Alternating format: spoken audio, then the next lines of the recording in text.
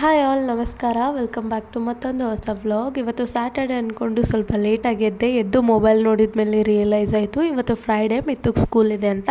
ಹಾಗೆ ಅವ್ನಿಗೆ ಹಾಲು ಕುಡಿಸ್ಬಿಟ್ಟು ಅವನ ಅಜ್ಜಿ ಹತ್ರ ಕಳಿಸ್ದೆ ರೆಡಿ ಆಗೋಕ್ಕೆ. ಅವ್ನು ಬರೋ ಅಷ್ಟೊತ್ತಿಗೆ ನಾನು ಅವನಿಗೆ ಕ್ವಿಕ್ಕಾಗಿ ದೋಸೆ ಹಾಗೆ ಚಟ್ನಿನ ಮಾಡೋಣಂತ ಪ್ರಿಪೇರ್ ಮಾಡೋಕ್ಕೆ ಸ್ಟಾರ್ಟ್ ಮಾಡಿದೆ. ಅದ್ರ ಜೊತೆಗೆ ವಿಡಿಯೋ ಕೂಡ ತಗೊಳ್ಳೋಣ ಅಂತ ಮೊಬೈಲ್ನ ಸ್ಟ್ಯಾಂಡಲ್ಲಿ ಹಾಕಿದೆ. ನೋಡಿದರೆ ನಾನು ಟಾರ್ಚ್ ಆನ್ ಮಾಡೋದು ಅಂದರೆ ಲೈಟ್ ಆನ್ ಮಾಡೋದು ಮರ್ತೋಗಿದ್ದೆ. ಸೊ ವಿಡಿಯೋ ಸ್ವಲ್ಪ ಬ್ಲರ್ ಆಗಿದೆ. ಹೋಪ್ ನೀವೆಲ್ಲರೂ ಅಡ್ಜಸ್ಟ್ ಮಾಡ್ಕೊಳ್ತೀರಾ ಅಂದ್ಕೊಂಡಿದ್ದೀನಿ. ಹಾಗೆ ಇನ್ನು ಯಾರೆಲ್ಲ ಚಾನಲ್ನ ಸಬ್ಸ್ಕ್ರೈಬ್ ಮಾಡ್ದಿರೋ ವಿಡಿಯೋ ನೋಡ್ತಿದ್ದೀರಾ, ಪ್ಲೀಸ್ ಚಾನಲ್ನ ಸಬ್ಸ್ಕ್ರೈಬ್ ಮಾಡಿ. ಹಾಗೆ ನಿಮ್ಮ ಫ್ರೆಂಡ್ಸ್ ಆ್ಯಂಡ್ ಫ್ಯಾಮಿಲಿ ಜೊತೆ ಶೇರ್ ಮಾಡಿ. ಆ್ಯಂಡ್ ಬೆಂಗಳೂರಲ್ಲಿ ಸದ್ಯಕ್ಕೆ ವೆದರ್ ಸರಿ ಹೋಗೋ ಯಾವ ಚಾನ್ಸಸ್ ಕೂಡ ಇಲ್ಲ. ಸೊ ವೆದರ್ ಸರಿಯಾಗಿ ಚೆನ್ನಾಗಿ ಬಿಸಿಲು ಬರೋವರೆಗೂ ನಮ್ಮ ಮನೆಯಲ್ಲಿರೋ ಯಾರ ಹೆಲ್ತು ಸರಿ ಹೋಗಲ್ಲ. ನಮ್ಗಳಿಗೆ ಕೋಲ್ಡು ಹಾಗೆ ಮಳೆ ಅಂದರೆ ಆಗೋದೇ ಇಲ್ಲ. ಸೊ ವೆದರ್ ತುಂಬಾ ಚಳಿ ಇರೋದ್ರಿಂದ ಎಲ್ರಿಗೂ ಕೋಲ್ಡ್ ಆಗಿದೆ. ನನಗೆ, ಚರಿಗೆ, ಮಿತ್ತುಗೆ, ಡ್ಯಾಡಿಗೆ ಪ್ರತಿಯೊಬ್ಬರಿಗೂ ಕೋಲ್ಡ್ ಆಗಿಬಿಟ್ಟಿದೆ. ಸೊ ಏನು ಮಾಡೋಕ್ಕಾಗಲ್ಲ, ಬಿಸಿ ಫುಡ್ಡೇ ತಿಂತಾಯಿದ್ದೀವಿ. ಆ್ಯಂಡ್ ಮಿತ್ತುನ ಸ್ಕೂಲ್ಗೆ ಡ್ರಾಪ್ ಮಾಡಿ ಮನೆಗೆ ಬಂದು ಇಲ್ಲಿ ನಮ್ಗಳಿಗೆ ದೋಸೆ ಹಾಗೆ ಕೆಂಪು ಚಟ್ನಿನ ಮಾಡ್ಕೊಳ್ತಿದ್ದೀನಿ. ಪಲ್ಯ ಮಾಡೋ ಅಷ್ಟು ಎನರ್ಜಿ ಕೂಡ ಇದ್ದಿಲ್ಲ. ಈವನ್ ಮನೆ ಕೂಡ ತುಂಬಾ ಗಲೀಜಾಗಿದೆ ನೋಡ್ಬೋದು.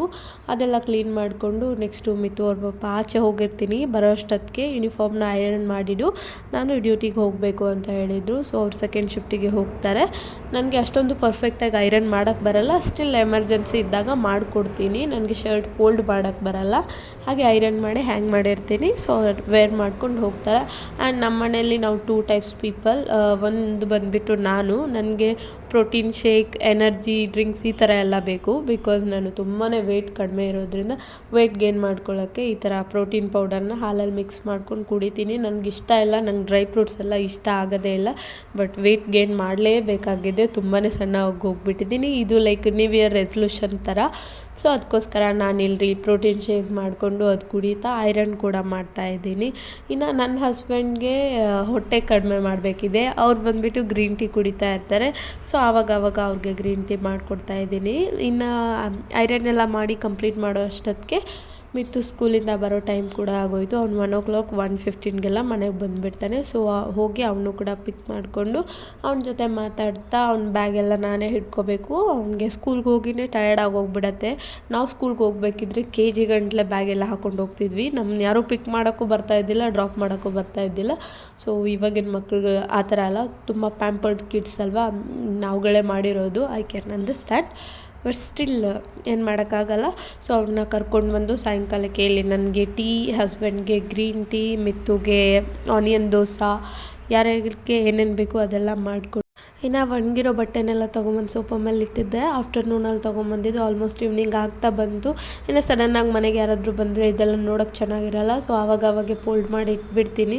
ಇನ್ನು ನಮ್ಮ ಮನೆಯಲ್ಲಿರೋ ಮೈಂಡ್ ಸೆಟ್ ಹೆಂಗಂದರೆ ಯಾವಾಗೂ ಓಪನ್ ಮಾಡಿಬಿಟ್ಟೆ ಹಾಕೋಬೇಕಲ್ಲ. ಸೊ ಫೋಲ್ಡ್ ಮಾಡೋ ನೆಸೆಸರಿ ಏನು ಅಂತ ಕೇಳ್ತಾರೆ. ಬಟ್ ಆ ಥರ ಎಲ್ಲ ಬಿಟ್ಟರೆ ಚೆನ್ನಾಗಿ ಕಾಣಿಸಲ್ಲ, ಮನೆಯೆಲ್ಲ ತುಂಬ ಗಲೀಜಾಗಿ ಕಾಣಿಸುತ್ತೆ. ಸೊ ಅದಕ್ಕೋಸ್ಕರ ಫೋಲ್ಡ್ ಮಾಡಿ ಇಡ್ತಾಯಿದ್ದೀನಿ. ಇನ್ನು ನನ್ನ ಮಗನಿಗೆ ಕರೆಂಟು, ನೀರು, ಮಣ್ಣು ಅಂದರೆ ತುಂಬಾ ಇಷ್ಟ. ಅದ್ರ ಜೊತೆನೇ ಆಡೋಕ್ಕೆ ಹೋಗ್ತಾ ಇರ್ತಾನೆ. ಸೊ ಮನೇಲಿ ಈ ಥರ ಮಕ್ಕಳಿದ್ರೆ ಕರೆಂಟು, ನೀರು, ಬೆಂಕಿ ಜೊತೆ ಸ್ವಲ್ಪ ಕೇರ್ಫುಲ್ಲಾಗಿರಬೇಕು. ಅದಕ್ಕೋಸ್ಕರ ಪ್ಲಗ್ ಔಟ್ ಮಾಡಿ ಅವನಿಗೆ ಚಾರ್ಜರ್ ಕೊಟ್ಟೆ, ಆಟ ಆಡ್ಕೊಂಡಿದ್ದ.